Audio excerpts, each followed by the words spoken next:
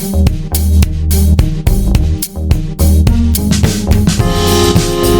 to Cedar Fort Publishing and Media Behind the Scenes.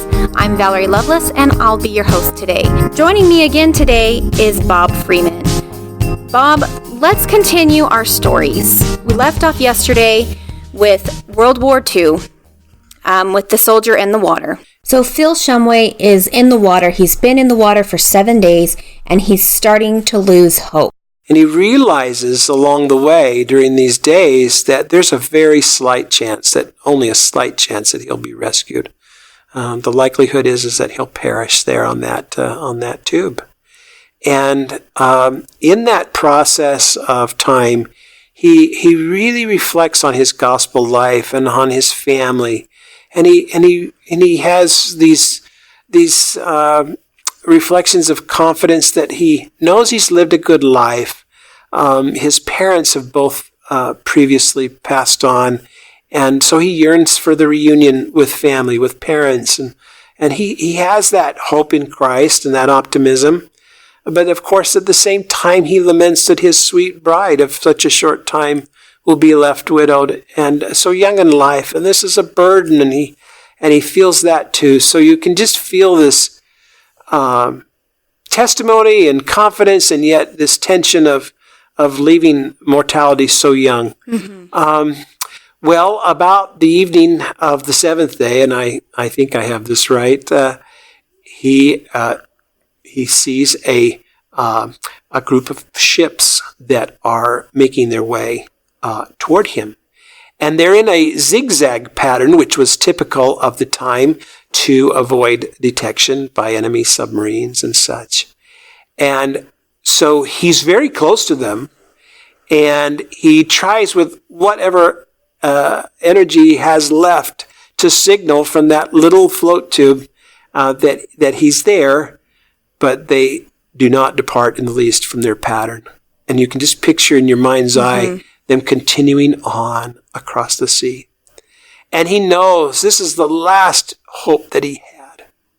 In fact, I believe he reflects at that point it was just almost more than he could resist to just go ahead and fall off the side of the rubber raft and into the ocean. He knew it was over.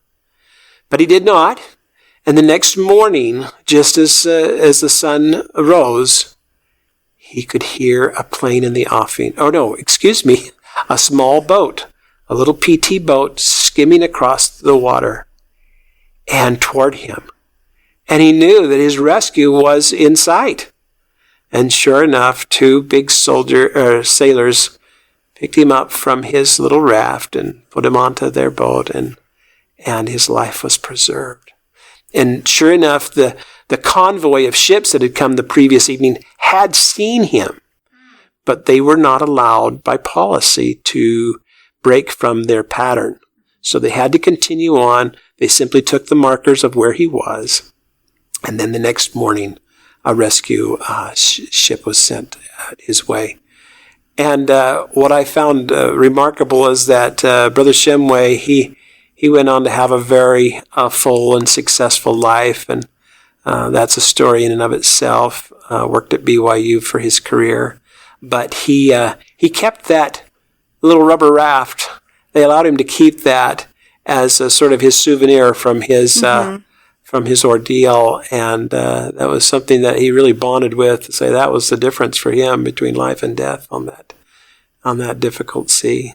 Also, if he had given up when he thought the ships passed and didn't see him, and he had just given up and let himself succumb to the ocean, and without realizing that they had seen him and were coming back for him. There's like a big life lesson there.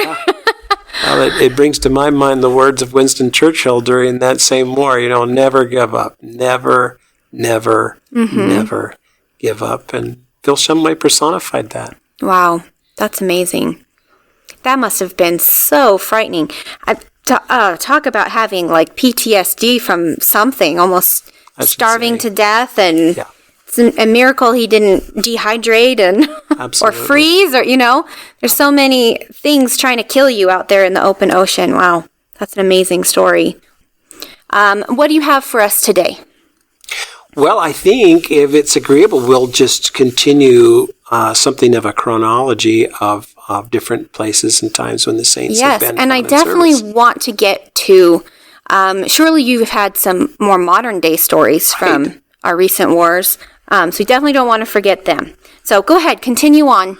Well, I think you're onto something there, Valerie. We need to be as attentive to the individuals who wear the uniform today as those of yesteryear.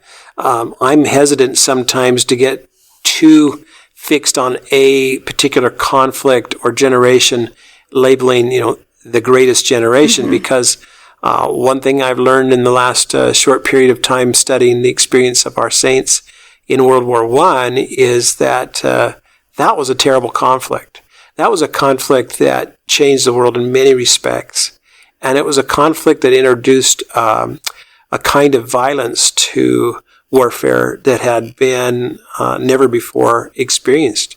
So things like tanks, machine guns, we talk about mustard gas and other kinds of gas warfare, and these are very scary things that before that time we never had awareness of. Right. I never thought about that before. I mean, we went from like swords to muskets to machine guns and planes and stuff, and now we're kind of in a whole new type of warfare too, where we have drones and Cold War and that sort of thing. Now, the study of military history is a very complex and huge arena of thought and of history, and so it really requires that kind of attention. But I think where I'd like to begin is with an account of a Latter-day Saint who served in the Korean War, and this was a war that has been sometimes dubbed the Forgotten War. It was a war that happened in a faraway geography that a lot of people just didn't understand. It happened so soon after World War II, and I can only imagine, the sort of recovery of the